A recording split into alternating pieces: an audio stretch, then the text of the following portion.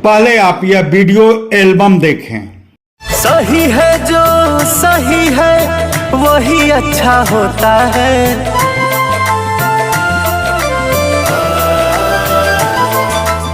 अपनों की जो कद्र करे वो साथी सच्चा होता है।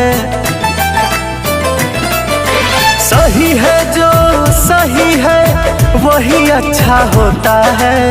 अपनों की जो कद्र करे वो साथी सच्चा होता है। मोदी जी ने दिल से भैया भेजा है पैगाम। संजय राय सिरपुरिया आज करते हैं ऐलान कि अब हर हाथ में होगा काम, हर जेब में होगा दाम। हर हाथ में होगा काम, हर जेब में होगा दाम। इस वीडियो एल्बम के कंटेंट को आप समझ ही गए होंगे। इस वीडियो में गाने को स्वर देने वाले को भी आप पहचान ही रहे होंगे, और नहीं तो चलिए हम बता देते हैं। यह स्वर दिए हैं भोजपुरी के प्रख्यात गायक और अभिनेता पवन सिंह। तो यह भी जान लें कि पवन सिंह इस एल्बम में जिस शख्स संजय राय सिरपुरिया को प्रमोट कर रहे हैं उसे यूपी एसटीएफ अपनी गिरफ्त में ले ली है। यूपी एसटीएफ की यह कार्रवाई 25 अप्रैल की रात लखनऊ के विभूति खंड इलाके में हुई। आरोप है कि संजय राय सिरपुरिया संस्था बनाकर करोड़ों रुपए की ठगी किए हैं। वह खुद को प्रधानमंत्री कार्यालय पीएमओ से जुड़े बताते रहे हैं और दिल्ली के वीआईपी इलाके की एक कोठी में परिवार संग रहते हैं। उस कोठी में वाईफाई का कनेक्शन भी पीएमओ आवास के नाम पर है। लोगों को फंसाने के लिए जिस संस्थान का संजय राय सिरपुरिया इस्तेमाल करते रहे हैं उसका नाम संजय फॉर यूथ है। वह खुद को मोटिवेशनल स्पीकर घोषित कर अपनी संस्था के बैनर तले कार्यक्रम भी आयोजित करते थे। युवकों को अपनी ओर खींचने के लिए स्लोगन भी गढ़े थे। हर हाथ में काम, हर जेब में। मूलतः गाजीपुर के भांवरकुल थाने के शेरपुर कला के रहने वाले संजय राय सिरपुरिया अपने गृह जिले में भी अपना टंट घंट फैलाए थे।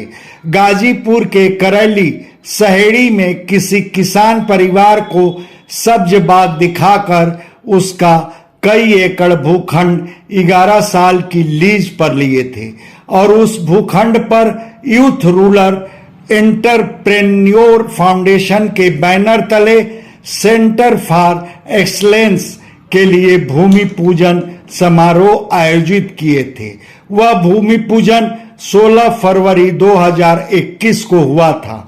समारोह को भव्य बनाने के लिए कई मंत्रियों समेत भाजपा सांसद और लोक गायक मनोज तिवारी के अलावा पवन सिंह को आमंत्रित किए थे। जाहिर था लोक गायकों के आकर्षण में समारोह में भीड़ जुट गई थी और उस समारोह के जरिए संजय सिरपुरिया गाजीपुर में अपनी ओर से धमाकेदार एंट्री की कोशिश किए थे। समारोह की बड़ी बड़ी होर्डिंग गाजीपुर के प्रमुख बाजार हाईवे पर लगाई गई थी। समारोह में कुछ बेरोजगारों को स्वरोजगार के लिए रिक्शा ठेले भी वितरित किए गए थे। उसके बाद से अब तक लीज पर लिए गए उस भूखंड पर कुछ खास नहीं हुआ है। संजोग से बीच में कोरोना की लहर आ गई, तब गरीब कोरोना पीड़ितों की सुविधा के नाम पर संजय राय सिरपुरिया की संस्था की एक एम्बुलेंस दौड़ने लगी थी। फिर शमशान घाट पर लकड़ी बैंक का बैनर भी उनके नाम से टंग गया था। उस विकट आपदा काल में एम्बुलेंस और लकड़ी बैंक के जरिए खुद को गरीबों का रहनुमा साबित करने की संजय राय सिरपुरिया की ओर से भरसक कोशिश हुई थी और संजय राय सिरपुरिया के ओर से 2 साल बाद भी यह सार्वजनिक नहीं किया गया कि उनकी संस्था अब तक गाजीपुर के कितने बेरोजगारों के हाथों को काम दे चुकी है और कितनों की जेब में दाम पहुंचवा चुकी है। हाँ, संजय राय सिरपुरिया की खुद की उपलब्धि जरूर उनके पैतृक गांव शेरपुर में दिखती है। गांव में मुख्य मार्ग से शहीद पार्क को जोड़ने वाली सड़क का नामकरण अपने दिवंगत पिता बालेश्वर राय के नाम पर वह जरूर कर दिए हैं। मजे की बात, उस मार्ग का निर्माण शेरपुर के ही रहने वाले तत्कालीन विधायक अवधेश राय शास्त्री सन 1984 में कराए थे।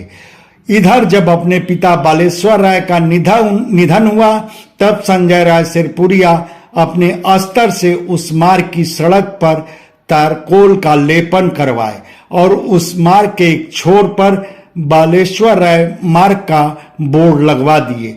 फिर पिता की पहली पुण्यतिथि पर कार्यक्रम आयोजित किए। उसमें शिव चर्चा परिवार के एक प्रमुख उपदेशक को आमंत्रित किए। जाहिर था अपने उपदेशक के आकर्षण में शिव चर्चा परिवार के हजारों श्रद्धालु जन जुट गए।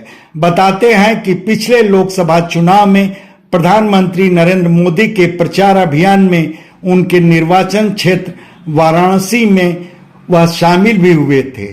फिर पिछले विधानसभा चुनाव में अपने गृह विधानसभा क्षेत्र मोहम्मदाबाद में भी भाजपा के पक्ष में ही वह प्रचार किए थे। वैसे संजय राय सिरपुरिया के सोशल मीडिया के अकाउंट को खंगालने पर कई मंत्रियों नौकरशाहों संग उनकी फोटो दिखती हैं।